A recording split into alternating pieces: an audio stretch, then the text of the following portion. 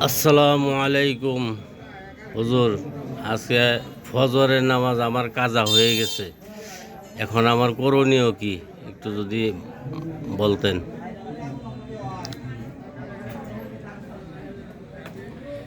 ওয়ালাইকুম আসসালাম ওয়া রাহমাতুল্লাহি ওয়া বারাকাতুহু। আলহামদুলিল্লাহি ওয়া কাফা ওয়া সালামুন আলা ইবাদিহিল্লাযিনা ইসতাফা।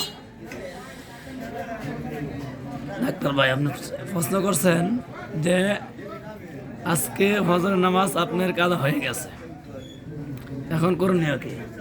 ফজরের নামাজ কাজা হওয়ার পরিস্থিতি দুইটা, অবস্থা দুইটা। এক নম্বর অবস্থা হলো আপনি আজান শোনার পরে আপনি উঠেন নাই, হ্যাঁ, এভাবে অলসতা করে আবার ঘুমায় পড়ছেন, একটা একটা অবস্থা। দুই নম্বর অবস্থা হলো আপনি ফজরের আজানই শুনেন নাই, একদম ঘুম থেকে জাগ্রত হয়ে দেখেন যে সূর্য উঠে গেছে। তাহলে দুই অবস্থা।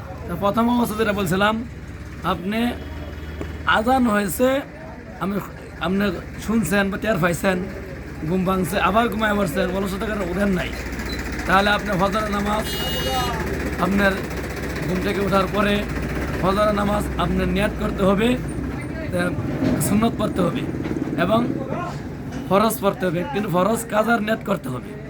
আর যদি দ্বিতীয় অবস্থা হলো যে আপনি আজান হয়েছে, কিন্তু কুন্ডে আজান হয়েছে, কি হয়েছে আপনি টের পান না, সরাসরি একদম সূর্য উঠে গেছে, এমন অবস্থা হইলে আপনি ঘুম থেকে জাগ্রত হওয়ার পরেই আপনি যখনই ঘুম ভেঙে গেল, আপনার নামাজের সময় আসে গেল, তখন আপনি কি করবেন?